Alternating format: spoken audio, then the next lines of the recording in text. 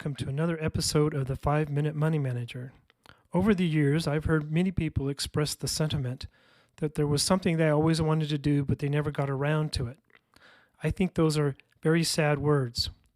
And so that you don't face the same situation in your life, I would suggest that you complete an exercise, which I always had my students do, called the Fabulous 50.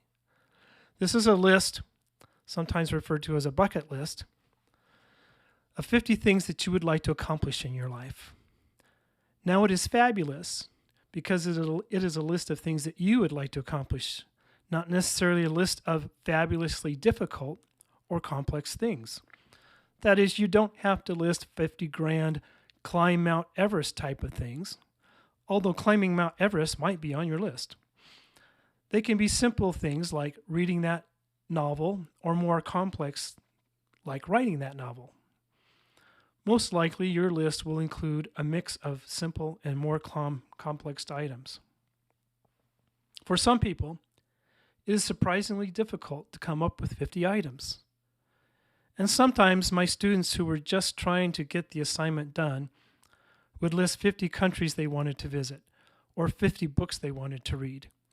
I later imposed some restrictions for the assignment so that they would have to put more thought into it.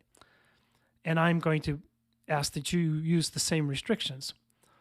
Now, there is nothing inherently wrong with a list of 50 countries or 50 books that you would like to read. But I suggest that if you find yourself writing down more than 5 of the same type of activity, that you consolidate them into one category, such as visit all the countries in Europe or read all the works of Shakespeare. Start this list by writing down the items as they come to you.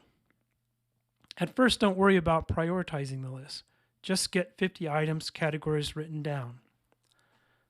You can always edit the list later. Now, if you've already gotten a list written out that you've done previously, I would suggest that you revisit that list and see if the items that you have on the list are still relevant to you.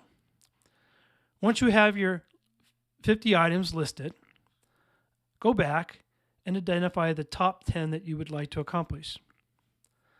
Then order your top 10 from most important, being number 1, to least important, number 10. Your goal now is to accomplish at least the top 10, hopefully all 50. But over time, your needs and your priorities may change and you may have to revisit your list. But in the end, hopefully you'll be able to say, I always wanted to do, and I did. Thanks for listening. Have a great day.